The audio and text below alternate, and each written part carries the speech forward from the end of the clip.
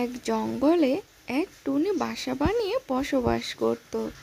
তার আশেপাশে কোথাও অন্য কোনো বাসা ছিল না। সে খুব ভয় পেত তার বাসার মধ্যে। যখন খুব বৃষ্টি হতো তখন সে ভয়ে চুপসে যেত। যখন রোদ হতো তখন সবার খাবার খুঁজতে যেত। একদিন জঙ্গলে খুব জোরে বৃষ্টি হতে লাগলো। এই বৃষ্টি যেন থামছেই না। 3-4 দিন ধরে বৃষ্টি লেগেই আছে। এদিকে টুনির বাসার সব খাবার শেষ। সে এখন মহা চিন্তায় আছে। তার আশেপাশে কেউ নেই যে তার কাছ থেকে সে খাবার চেয়ে নিবে। হে আল্লাহ, কি বৃষ্টিটাই না হচ্ছে, এদিকে আমার খাবারও শেষ হয়ে এসেছে। এবার আমি কি করব যে এভাবে বৃষ্টি হচ্ছে? মনে হয় জঙ্গল তো ডুবেই যাবে।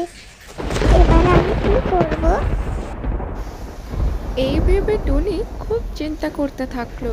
এদিকে বৃষ্টি তো থামছেই না। কি করবে সে কিছু বুঝতে পারছে না।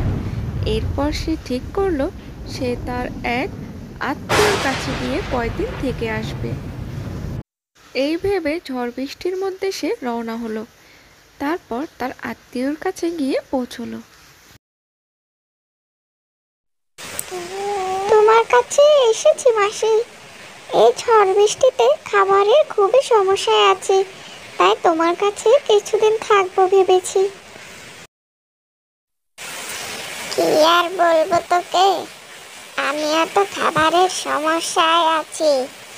তা এসে যখন পড়েছিস, কয়দিন থাক, কিছু দানা পোনা আছে, সেগুলাই খেয়ে নিতে পারবি। দুজন ভাগ করে খাবো। এরপর 3-4 দিন কেটে গেল। বৃষ্টিও বন্ধ হয়ে গেল।